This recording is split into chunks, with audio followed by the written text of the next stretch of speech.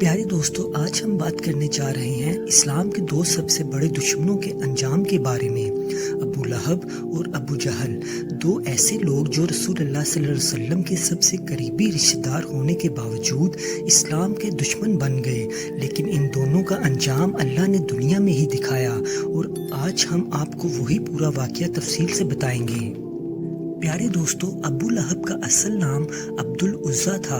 وہ نبی پاک صلی اللہ علیہ وسلم کا چچا تھا، لیکن سب سے زیادہ دشمنی بھی اسی نے کی۔ جب نبی صلی اللہ علیہ وسلم نے سب سے پہلے صفا پہاڑی پر کھڑے ہو کر اسلام کا پیغام دیا تو سب سے پہلے جواب دینے والا کون تھا؟ ابو لہب۔ اس نے کہا، تباہ ہو تو، کیا اس لیے تو نے ہمیں یہاں بلایا؟ اس پر فوراً اللہ نے ایک سورت نازل فرمائی، سورہ اللہب۔ اس صورت میں اللہ نے ابو لہب کے انجام کا اعلان کر دیا، اس کے دونوں ہاتھ تباہ ہوں، اور وہ خود تباہ ہو گیا۔ نہ اس کا مال کام آیا، نہ اس کی کمائی، وہ جلتی ہوئی آگ میں جھونک دیا جائے گا، اور وہی ہوا۔ جب بدر کی جنگ ہوئی تو ابو لہب لڑنے نہیں گیا، لیکن اس نے مکہ میں اسلام کے خلاف ہر موقع پر زہر گھولا۔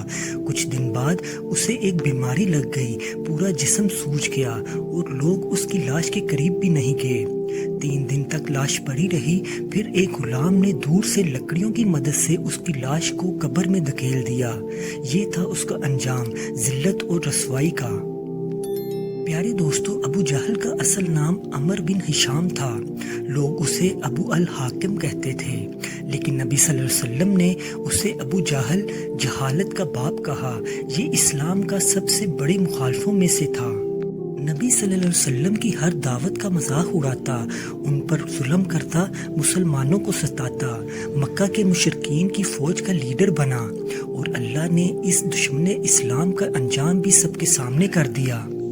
پیارے دوستو، جنگ بدر کے دوران 2 جوان صحابہ معاذ اور معوذ رضی اللہ تعالیٰ عنہ نے ابو جہل پر حملہ کیا۔ اس کا بیٹا اکرمہ اسے لے کر چلا گیا، لیکن زخم گہرے تھے۔ بعد میں عبداللہ ابن مسعود رضی اللہ تعالیٰ عنہ اس کے پاس گئے جب وہ زخمی پڑا تھا۔